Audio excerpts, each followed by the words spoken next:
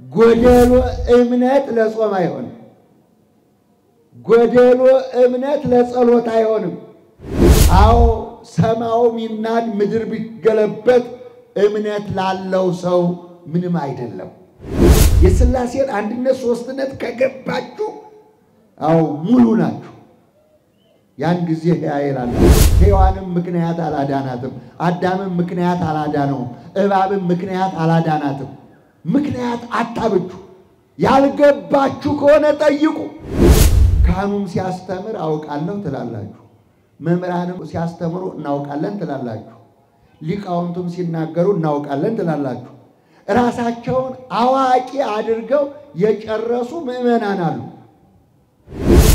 የሰይጣን ዳቢሎስ ወገኖች ትዕቢተኞች ናቸው የሰይጣን ዳቢሎስ ልጆች ሐሰተኞች ናቸው ቂም ይዞ ጸሎት የለም ቂም ይዞ ሱባኤ የለም ቂም ይዞ ጾም የለም ለጸሎት በቆማችሁ ጊዜ በሰማይ ያለው አባታችሁ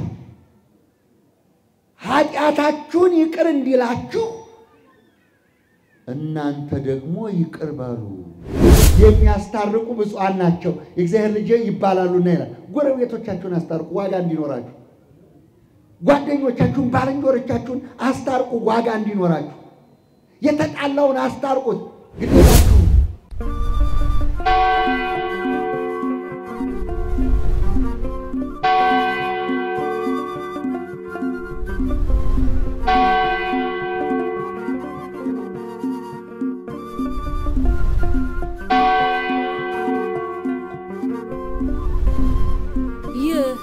የእማማ ሚዲያ ነው ራእያችን የተዋህዶ ሃይማኖታችንን ማስፋፋት ቤተክርስቲያናችንንም መጠበቅ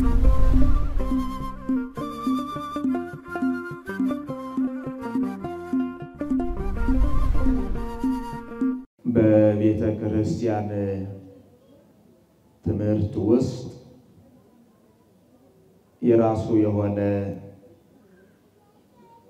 አስተምህሮ ስላለው ባተገኘው ስፍራ ላይ አረፍ ብለን የዕለቱን ትምህርት እንማራለን ማለት ነው አሁን በቀጥታ የምወስዳችሁ ወደ ክቡር መምህራችን ሊቀ ትጉሃን ገብረ መስቀል ኃይለ መስቀል ይሆናል ለሳቸው ተናጋሪውን አንደበት ለኛ ደግሞ ሰሚውን ልቦና ይሰማ ያምላክ እግዚአብሔር ለሁላችን ያድነን በስመ አብ ወወልድ ወመንፈስ ቅዱስ አሐዱ አምላክ አሜን የተከበሩ አባታችን የዚህ ታላቅና ጥንታዊ ታሪካዊ ቤተክርስቲያን አስተዳዳሪ የተከበራችሁ ከሩቅም ከቅርብም በእግዚአብሔር ፈቃድና ቸርነት በዚህ ስፍራ የተገኛችሁ እግዚአብሔር ልጆች እንደምን ከረማችሁ እንኳን አደረሳችሁ አምላካችን ጉባኤያችንን ይባርክልን የዛሬው ትምህርታችን እንቅፋቱን ከናንተ አስወግዱ የሚል ነው የማቴዎስ ወንጌል ምዕራፍ 16 ቁጥር 23 ላይ ጌታችን መድኃኒታችን ኢየሱስ ክርስቶስ እንዲህ ነበር ያለው አንተ ሰይጣን ወደ ኋላ ሂድ እንቅፋት ሆነህብኛልና አምላካችን መድኃኒታችን ኢየሱስ ክርስቶስ ቸሩ መድኃኔዓለም 40 ቀንና 40 ሌሊት ጾመ ይላል ስለዚህ የሰውን እንጂ የእግዚአብሔርን አታስብም ነው ያለው ጾም ማለት ልጓም ማለት ልበ አምላክ ዳዊት እንዲህ አለ ጉልበቶቼ በጾም ደከሙ ሰውነቴ ስጋና ቅቤ በማጣቱ ከሳ ለሰዎች መዘባበቻ ሆንኩ ይላል በቤተ መንግስት ቅቤና ስጋ ጠፍቶ ነው ዳዊት እኮ ንጉስ ነው ይሄ ማለት ልጓም ማለት ነው ስጋን የሚገዛ ይሄን አመፀኛ ስጋ ይሄን አመፀኛ ምላስ ይሄን አመፀኛ ሰውነት የሚገዛው በጾም ጉልበታችሁ የሚደቀው በጾም ነው። ሰውነታችሁ የሚዝለው በጾም ነው። ሐሳባችሁ ወደ ቅን ሐሳብ የሚመጣው በጾም ነው። ራሳችሁን እንድትቀድሱ እግዚአብሔር ይርዳችሁ። ስለዚህ እንቅፋት የሆኑ ነገሮች ምን ምን ናቸው? 4 ነገር እነግራችኋለሁ። አንደኛውና የመጀመሪያው ሙሉ እምነት ያስፈልጋል። የማቴዎስ ወንጌል ምዕራፍ 17 ቁጥር 19 ጎደሎ እምነት ለጾም አይሆንም፣ ጎደሎ እምነት ለጸሎት አይሆንም፣ ጎደሎ እምነት ለክርስትና አይሆንም። የስናፍጭ ቅንጣት የምታክል እምነት ቢኖራችሁ ጠላታችሁን ሰይጣንን ታሸንፋላችሁ ይላል። ደስ ይበላችሁ ለመድኃኔዓለም። የስናፍጭ ቅንጣት የምታክል እምነት ቢኖራችሁ። ስለዚህ ጾማችሁ፣ ጸሎታችሁ ስራ እንዲሰራ ከፈለጋችሁ እምነታችሁ ሙሉ እንዲሆን ያስፈልጋል። ሙሉ እምነት ማለት ጌታችን መድኃኒታችን ኢየሱስ ክርስቶስ እግዚአብሔር ወልድ በሥጋ እንደመጣ የእግዚአብሔር አብ ልጅ እንደሆነ አምናለሁ ማለት ነው። በዚህ ጉዳይ ብዙዎች ስተዋል። ግማሾቹ ዮሴፍ ልጅ ነው ብለውታል። ግማሾቹ ነብይ ነው ብለውታል። ግማሾቹ አማላጅ ነው ብለውታል። በእኔ የማይሰናከል ብፁዕ ነው ይላል። የተሰናከሉበት ብዙ ናቸው። በአምላክነቱ ያላመኑ ቸሩ መድኃኔዓለም አምላክ ነው ያላሉ ብዙ ናቸው። አምላካችን መድኃኔዓለም ክርስቶስ እሱ የኛ አምላክ ነው። ክብር ለእሱ ይሁን። አዎ አንደኛ ዮሐንስ መልእክት ምዕራፍ 5 ቁጥር 3 ጀምራችሁ አንብቡ። ከእግዚአብሔር የተወለደ ዓለምን ያሸንፋል። ይህ የዓለምን ሁከት ያስወግዳል። ዓለም አሁን በሁከት ውስጥ ነው ያለው። ዓለም አሁን በሽብር ውስጥ ነው ያለው። ዓለም አሁን እምነት አጥቷል። ዓለም አሁን ችግር ውስጥ ነው ያለው። ይሄንን ጸጥ የሚያደርገው ይሄንን የሚያስወግደው ደግሞ እምነታችሁ ነው ይላል። አዎ መሬት ቢንቀጠቀጥ እምነት ካላችሁ ችግር የለም። እሳቱ ቢቀጣጠል እምነት ካላችሁ ችግር የለም።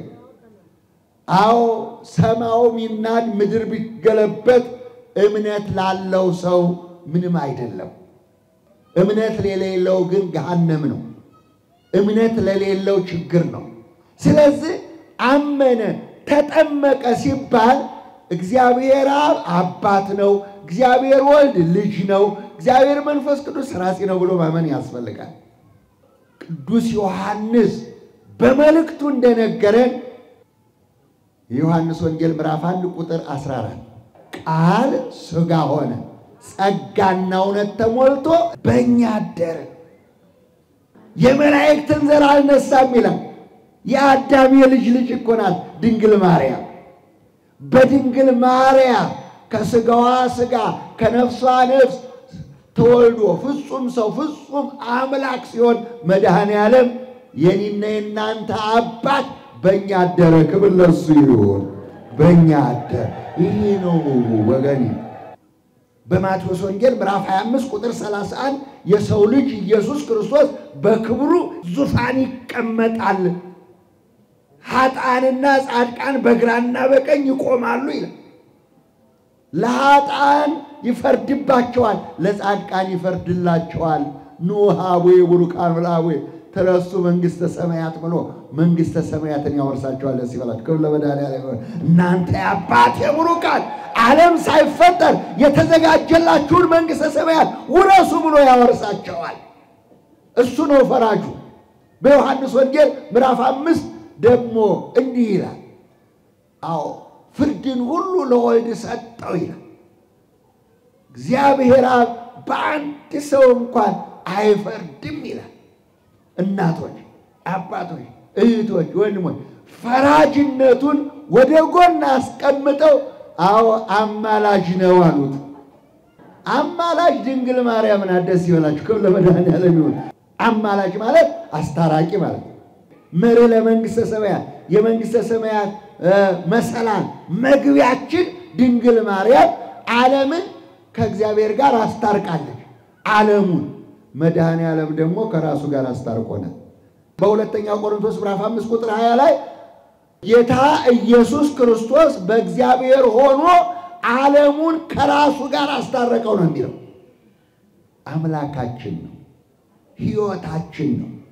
ለኛ ነው የተዋረደው፣ ለኛ ነው በጥፊ የተመታው፣ ለኛ ነው ራሱን ዝቅ ያደረገው፣ ለኛ ነው በከብቶች ግርግም የተገኘው፣ ለኛ ነው ስጋውን ቆርሶ ደሙን አፍሶ የሰጠው፣ ለማንም አይደለም ወገኖች። ስለዚህ የሥላሴን አንድነት ሶስትነት ከገባችሁ አው ሙሉ ናችሁ። ያን ጊዜ ኃይል አላችሁ፣ ያን ጊዜ ጽናት አላችሁ፣ ያን ጊዜ ፈውስ አላችሁ፣ ያን ጊዜ ድህነት አላችሁ፣ ያን ጊዜ ሕያው ትሆናላችሁ። እምነታችሁ ጎደሎ ከሆነ ግን በየጠንቋዩ ቤት ትዞራላችሁ፣ በየአስማተኛው ቤት ትዞራላችሁ፣ በየቃልቻው ቤት ትዞራላችሁ፣ በየሰፈሩ ትቀራላችሁ። ያን ጊዜ ደግሞ ሳላውቅ ነው አልተማርኩም አልገባኝም ማለት አይቻልም። እስመ ይትፈጸም አፍ ዘይነብብ አመፃ አመፅ ሽንገላ የምትናገር አንደበት ትዘጋለች ይላል። እነዚህ ሁሉ መምህራን ሊቃውንት ከጥንት ከብሉይ ኪዳን እስከ ሐዲስ ኪዳን እየጮሁ እያስተማሩ እየለፈለፉ አልገባኝም፣ አዎ አላወቅኩም ነበር። ምክንያት አያዋጣም። ሔዋንም ምክንያት አላዳናትም፣ አዳምም ምክንያት አላዳነውም፣ እባብም ምክንያት አላዳናትም። ምክንያት አታብጁ። ያልገባችሁ ከሆነ ጠይቁ። ስለዚህ እምነታችን ሙሉ እንዲሆን ማመን ያስፈልጋል። አንደኛው ይሄ። ሁለተኛው ደግሞ የማቴዎስ ወንጌል ምዕራፍ 4 ቁጥር 1 ጀምራችሁ አንብቡት። መሰናክል የሚሆነው ስስት፣ ቁርሳችሁን ሳትመጸውቱ ጾመኛ ነኝ የምትሉ ሰዎች ካላችሁ ራሳችሁን እያታለላችሁ ነው። ለምን ቁርሱ ለምሳ ይሆነኛል፣ ምሳው ለራት ይሆነኛል እያላችሁ እያካበታችሁ ነው የምትጾሙት ያላችሁት። በስስት መጣበት ሰይጣን ኢየሱስ ክርስቶስ ጋር መጣና አዎ ይሄንን ድንጋይ እንጀራ አድርግና እንብላለን። ወገኔ ስስት ካለባችሁ አባቶችም እናቶችም ስስት ካለባችሁ ተሰናክላችኋል። ሁለተኛው መሰናክል ትዕቢት ነው። አውቃለሁ ባይነት፣ ራስን ከፍ ማድረግ። ካህኑም ሲያስተምር አውቃለሁ ትላላችሁ፣ መምህራንም ሲያስተምሩ እናውቃለን ትላላችሁ፣ ሊቃውንቱም ሲናገሩ እናውቃለን ትላላችሁ። ራሳቸውን አዋቂ አድርገው የጨረሱ ምዕመናን አሉ። ትዕቢት ጾር ነው። አንዳንድ ጊዜ ጥቂትም የቆጠረው ትልቅም የቆጠረው በትዕቢት ጾር ይዘዋል። ጌታችን ኢየሱስ ክርስቶስ ተመልከቱ፣ ሊቀ ካህን ነው። የአዋቂዎች አዋቂ፣ የአምላኮች አምላክ፣ የጌቶች ጌታ አልፋ ኦሜጋ ነው። ግን ከደቀ መዛሙርቱ ጋር ተቀመጠ። ግን የደቀ መዛሙርቱን እግር አጠበ። ራሱን ዝቅ አደረገ። መድኃኒቱ ትህትና ነው። እኔ እኮ ጾማለሁ፣ እኔ እኮ ጸልያለሁ፣ እኔ እኮ እንዲህ ነኝ እያላችሁ በትዕቢት የምትወጠሩ ከሆነ ይወድቃችኋል። የላችሁም ወድቃችኋል። አዎ ትዕቢተኛ፣ አመፀኛ፣ ነፍሰ ገዳይ፣ አቡሃ ለሐሰት ተብሎ የተቀመጠ የተጻፈ አዎ ሰይጣን ዲያብሎስ የሰይጣን ዲያብሎስ ወገኖች ትዕቢተኞች ናቸው። የሰይጣን ዲያብሎስ ልጆች ሐሰተኞች ናቸው። የሐሰተኛው የዲያብሎስ ልጆች ሁል ጊዜ ራሳቸውን ሐሳብ ይናገራሉ ይላል ዮሐንስ ወንጌል ምዕራፍ 8 ቁጥር 44 እሱ ከራሱ አንቅቶ እሱ ከራሱ ሐሰት ይናገራል ልጆቹ ደግሞ ያ ሐሰተኞች ናቸው ይላል ሮሜ ምዕራፍ 3 ቁጥር 11 እንዲህ ይላል የእግዚአብሔር ቃል ጉሮሯቸው የተከፈተ መቃብር ነው ወላዋይ መላስ አላቸው መርዝ የሞላበት ምን የሞላበት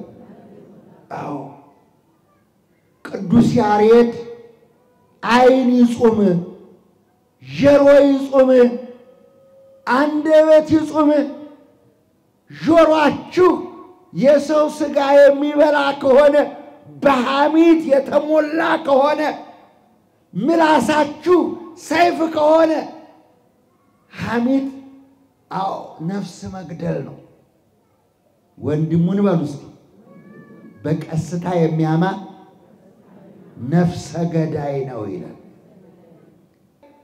ነፍሰ ገዳይ ወደ እግዚአብሔር መንግሥት እንደማይገባ ሁሉ ሐሜተኞችም ነፍሰ ገዳዮች ናቸው ወላዋይ መላስ አላቸው መርዝ የሞላበት አንድስ እንኳን ጻድቅ የለም ሁሉም ተሳስተዋል ዓይናችሁ ይጹ ጆሮአችሁ ይጹ አንደበታችሁ ይጹ ትዕቢተኛ ዓይን አያስፈልገውም እግዚአብሔር ትዕቢተኛ ምላስ አያስፈልገውም እግዚአብሔር ትዕቢተኛ ከንፈር አያስፈልገውም እግዚአብሔር ይህ መሰናክል ነው ተጠንቀቁ ስስታሞች ትዕቢተኞች በፍቅረ ነዋይ የተጠመዱ ሰዎች ኪዳን አያደርሱም ቅዳሴ አያስቀድሱም የሰርክ ጸሎት አይመጡም ከቤተ ክርስቲያኗ ጋር ያላቸው ግንኙነት ይቋረጣል ስግብግቦች ስለሆኑ በማለዳ መጣችሁ ኪዳን አድርሳችሁ አምላኬ ስራዬን ባርክልኝ ገንዘቤን ባርክልኝ ድካሜን ባርክልኝ ብትሉት ይባርካል አይባርክም መድኃኒዓለም በማታ መጣችሁ ደግሞ አንተ በሰላም አሳድረን ብትሉት በሰላም ያሳድራል አያሳድርም መድኃኒዓለም ሁሉን ያደርጋል ያወቁ ተጠቅመውበታል ስለዚህ እናቶቼ አባቶቼ እህቶቼና ወንድሞቼ ቁርሳችሁን መጽውታችሁ ለተራበ ሰጣችሁ ብፁዕ ዘይሌቡ ለነዳይ ወምስኪን ለነዳያን ለችግረኛ የሚያስብ ምስጉን ነው ያንን ቁርሳችሁን ለነዳያን ከስስት ነፃ ሆናችሁ ለነዳያን ሰጣችሁ እኔ ይራበኝ አንተ ብላ እኔ ይጥማኝ አንተ ጠጣ እኔ ይብረደኝ አንተ ልበስ እኔ ርህሩ እንደሆንኩ እናንተ ርህሮች ሁኑ የኛ አባት መድኃኒዓለም ርህሩ ነው ደስ ይበላችሁ ለመድኃኒዓለም ይሁን የኛ አባት ርህሩ ነው ሲርበን ያበላናል ሲጠማን ያጠጣናል ሲበርደን ያለብሰናል ሲንታመም ያክመናል በጸበሉ በእምነቱ በስጋው በደሙ ያክመናል ሶስተኛው የማርቆስ ወንጌል ምዕራፍ 11 ቁጥር 25 ቂም ነው መሰናክሉ እንዲህ ይላል የእግዚአብሔር ቃል ለጸሎት በቆማችሁ ጊዜ በሰማያት ያለው አባታችሁ ኃጢአታችሁን ይቅር እንዲላችሁ እናንተ ደግሞ ይቅር በሉ የወንድሞቻችሁን የእህቶቻችሁን ኃጢአትና በደል ይቅር ባትሉ የሰማይ አባታችሁ እግዚአብሔር ይቅር አይላችሁም ይላል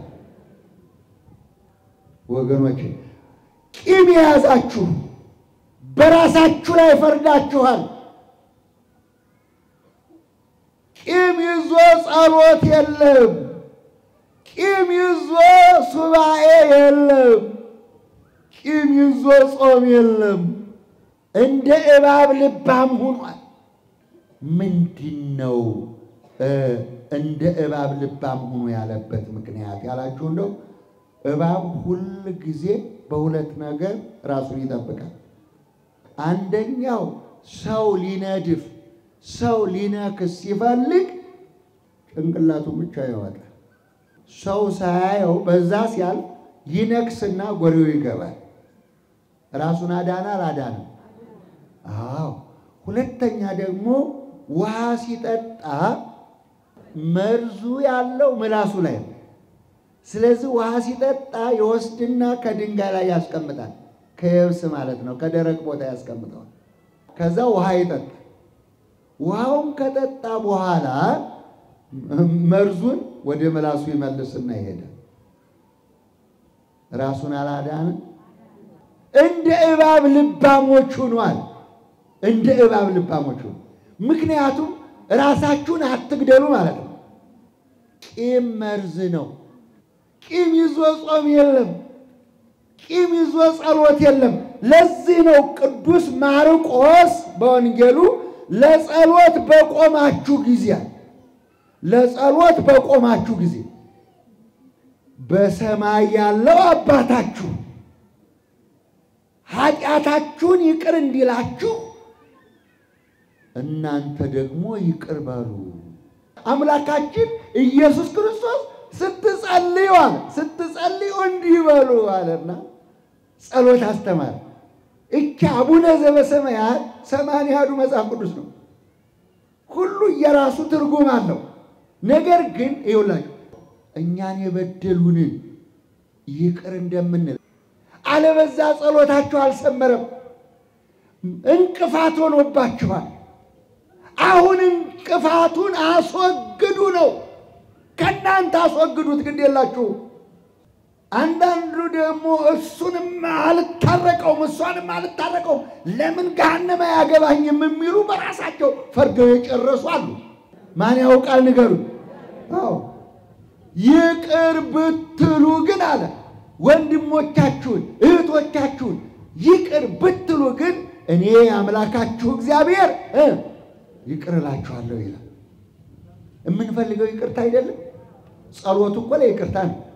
ጾሙ እኮ ለይቅርታ ነው። ስግደቱ ለይቅርታ ነው። ሌላ ምን አለ? ማቴዎስ ወንጌል ምዕራፍ 5 ቁጥር 6 ስለ ጽድቅ የሚጾሙ ስለ ጽድቅ የሚራቡና የሚጠሙ ብፁዓን ናቸው። ስለ ጽድቅ ካልሆነ ዋጋ የለውም።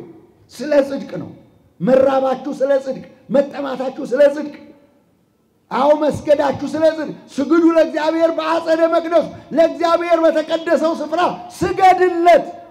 አው ተንበርክካችሁ የምትሰግዱት ስለ ጽድቅ ነው።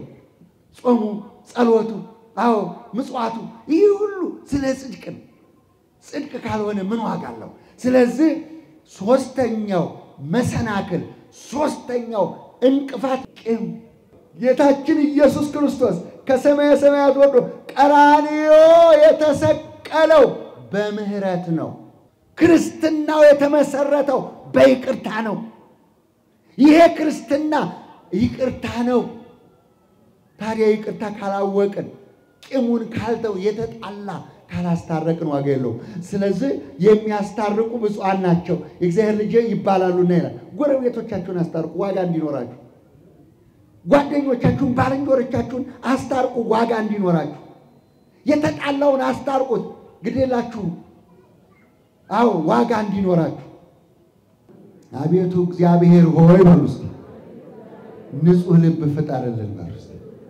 ምን ፍጠርልን? ንጹህ ልብ ፍጠርልን በሉስ። እግዚአብሔር ንጹህ ልብ ይፍጠርላችሁ።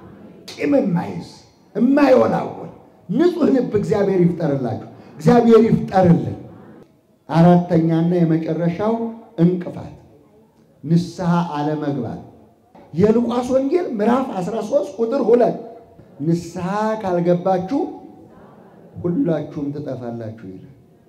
አሁን የለበሳችሁት ነጠላ ስንት የታጥቧል? ጸጋ የራቀው መንፈስ ቅዱስ የራቀው ሰው ንስሐ ገብቶ ሲታጠብ ኃጢአቱን ሲናዘዝ መልሶ ይለብሰዋል መድኃኔዓለም። እናንተ ልብሳችሁን አጥባችሁ 100 ጊዜ እንደምትለብሱት 100 ጊዜ የኛ ጌታ ድንግል ማርያም ልጅ ቅዱስ ጴጥሮስ ወንድሜ ቢበድለኝ ስንት ጊዜ ልተውለት አለው? 7 ጊዜ አልልህም፣ በቀን 77 ጊዜ ተውለት አለ። በቀን 2 የምታጥቡ ትኖራላችሁ። ሱሪያችሁን ካኔተሮቻችሁን በቀን 2 ልታጥቡ ትችላላችሁ፣ ግን መልሳችሁ ትለብሱታላችሁ። የድንግል ማርያም ልጅ ኢየሱስ ክርስቶስ ስንታጠብ መልሶ ይለብሰናል። ስንታጠብ መልሶ ይዋሃደናል። ኃጢአትን መናዘዝ ማለት ነው። እርስ በርሳችሁ በሉ እስቲ ኃጢአታችሁን ተናዘዙ። እንድትታጠቡ እኮ ማለት ነው። እጃችሁ እንደምትታጠቡ፣ ገላችሁ እንደምትታጠቡ፣ ልብሳችሁ እንደምትታጠቡ እንደምንታጠበው ማለት ነው። የነፍስ አባት ማለት ጠባቂ እረኛ ማለት ነው። ካህን እረኛ ነው። ይቺ ቤተ ክርስቲያን የወከለችው ካህን ነፍስ አባት ይሆናል። ስለዚህ እናቶች፣ አባቶች፣ እህቶች፣ ወንድሞች እረኞቻችሁን እወቋቸው። እረኛ ደግሞ ውሃ ሲጠማቸው፣ ምግብ ሲርባቸው ሳር ወዳለበት፣ ውሃ ወዳለበት፣ ምግብ ወዳለበት፣ የሚጠጣ ወዳለበት መልሶ ደግሞ ማጎሪያ ቤት ወዳለበት ያመጣቸዋል። በጎቹን ይጠብቃል። ስለዚህ ነፍስ አባታችሁ ወልደናል፣ ክርስትና ሞቷል፣ ፍታት፣ ይሄ ለዚህ ብቻ አትጠቀሙበት፣ ለሕይወታችሁም ተጠቀሙበት። ለሕይወታችሁ ሕይወታችሁ የሚጠብቅ የእግዚአብሔር ዓይን ይባላል ካህን የሚጠብቃችሁ። ስለዚህ ወገኖቼ ንስሐ አለመግባት ኃጢአትን አለመናዘዝ እንቅፋት ነው። አዎ እንደተለሰነ መቃብር ሆናችሁ ኃጢአታችሁን ሳትናዘዙ ዝም ብላችሁ ቤተክርስቲያን አትመላለሱ። ኃጢአታችሁን ተናዘዙ። ያን ጊዜ እንቅፋቱ ይወገዳል፣ ከእናንተ ይወገዳል፣ ፍጹማን ትሆናላችሁ። የዮሐንስ ወንጌል ምዕራፍ 6 ቁጥር 56 ላይ ሥጋዬን የበላ ደሜን የጠጣ የዘላለም ሕይወት አለው። ሕይወታችሁን ለማቆየት ሕይወታችሁን ለመንግሥተ ሰማያት ለማስረከብ ነፍሳችሁ መንግሥተ ሰማያት እንድትገባ የሚያስፈልገን ሥጋዬን የበላ ደሜን የጠጣ የዘላለም ሕይወት አለው። ሥጋዬን ካልበላችሁ ደሜን ካልጠጣችሁ የዘላለም ሕይወት የላችሁም ይላል። ስለዚህ ሥጋውና ደሙን መቀበል 3 ጸጋ ያስገኛል። የመጀመሪያው በልጁ ደም ኃጢአታችሁ ተደምስሶላችኋል። ደስ ይበላችሁ። ክብር ለመድኃኒዓለም ነው። በልጁ ደም የልጁ ደም የመድኃኒዓለም ደምና ሥጋ ኃጢአትን ይደመስሳል፣ ኃጢአትን ያጥባል። ሥጋው ደግሞ ስትቀበሉ ኃጢአታችሁ ይታጠባል። አንዱ ይሄ ነው። ሁለተኛው ደግሞ ሥጋችሁ ይቀደሳል። በሥጋው በደሙ ቅዱሳን ትሆናላችሁ። ይሄ ርኩስ ሥጋ፣ ይሄ የሚሸት ሥጋ ይቀደሳል። ሥጋችሁ የትም የማይቀበለው ክርስቲያን ለዚህ ነው በቤተ ክርስቲያን የምንቀበለው። ለዚህ ነው ምጽአትን ይጠብቃል። ሶስተኛ ነፍሳችሁ መንግሥተ ሰማያት ትገባለች። ሥጋዬን ከመብላታችሁ በሉ ደሜን ከመጠጣታችሁ የተነሳ መንግሥተ ሰማያት ትገባላችሁ፣ የዘላለም ሕይወትን ትወርሳላችሁ ይላል። የዘላለም ሕይወትን ትወርሳለች በሥጋው። በእነዚህ 3 ነገር ጥቅም አለ ማለት ነው። አለመታዘዝ ደግሞ ትጎዳላችሁ። ሥጋዬን ብሉ ደሜን ጠጡ ያለውን የአምላክን ቸርነት አለመቀበል ደግሞ ይጎዳችኋል፣ ትጎዳላችሁ። ስለዚህ እናቶቼ፣ አባቶቼ፣ እህቶቼ፣ ወንድሞቼ እምነታችሁን ሙሉ አድርጋችሁ ንስሐ ገብታችሁ የተጣላችሁ ታርቃችሁ 4ቱን እንቅፋት አስወግዳችሁ ወደ ጌታችን ወደ መድኃኒታችን ወደ ኢየሱስ ክርስቶስ ሥጋና ደም ስትቀርቡ እነዚህን 3 ነገሮች ታገኛላችሁ። ላስተማረን ለመከረን ለጌታችን ለመድኃኒታችን ለኢየሱስ ክርስቶስ ምስጋና ይሁን። ሊቀ ትጉሃን ብዙ ትምህርት አስተምረውናል። የሚጠቅመን የሚበጀን የሚረባን ከሰራንበትና ተግባር ላይ ከዋል ነው ካልዘነጋ ነው የዓመት የሚሆነን ስንቅ ይዘን ሄደናል። ወገኖቻችን አብረውን የነበሩ አጠገባችን ያነበሩ በሀገር ላይ የነበሩ አለን እያሉ ብዙ እያቀዱ የሌሉ ብዙዎች ናቸውና ከነሱ ለይቶ ከነሱ አብልጦ ቅዱስ ቃሉን እንዲመግበን በእንደነዚህ አይነት መምህራን አገልጋዮች እንድንማር የፈቀደልን አምላካችን እግዚአብሔር ክብሩ ምስጋና ይግባው። ስለነበረን ጊዜ ስለተማርነው ስለሰማነው ሁሉ እግዚአብሔር የተመሰገነ ይሁን። ስራ ላይ እንድናውል አምላካችን እግዚአብሔር በልቦናችን ሰሌዳ እንዲጽፍልን ቅዱስ ፈቃዱ ይሁንልን። ማስተዋሉን እግዚአብሔር ያደለን ከክፉ ነገር ሁሉ ይሰውረን። ሰዓት ወስደናል። ብዙ ማለት አልችልም። ማለት የምፈልገው ንስሐ አባቶች ካህናት ልጆቻቸው በአዳራሹም በመጠለያውም እያደረጉ በጥምር እየሆኑ እያስተማሩ ነው ያሉት ልጆቻቸው። ምእመናንም ቀርባችሁ ንስሐ አባት አማክሩ፣ ያልያዛችሁ ያዙ። አሁን ደግሞ ቅድም እንዳስተማሩን ስጋው ደሙ የማንቀበልበት ቃል እግዚአብሔር መስማት ብቻ ነው የሚሆነው፣ ተግባር የሌለው ማለት ነው። ለስጋዊ ምግባችን ለስጋዊ ኑሯችን እንደምንጨነቅ ሁሉ ለነፍሳችን መጨነቅ አለብን። ንስሐ ገብተን ቅዱስ ስጋውን ክቡር ደሙን መቀበል አለብን እንጂ የእግር መመላለስ ብቻ በቂ አይደለም። ሃይማኖተኞች ነን ስንል የእግዚአብሔር ልጆች ነን ስንል አማኞች ነን ስንል ንስሐ ገብተን ለቅዱስ ስጋው ለክቡር ደሙ መብቃት አለብን። ይህንን መልእክት ሳንናገር ሳናጠነክር ሳናጸና ወደ መጨረሻ ጸሎት መሄድ የለብንምና እግዚአብሔር ከሁላችን ጋር ይሁን። አባታችን ሆይ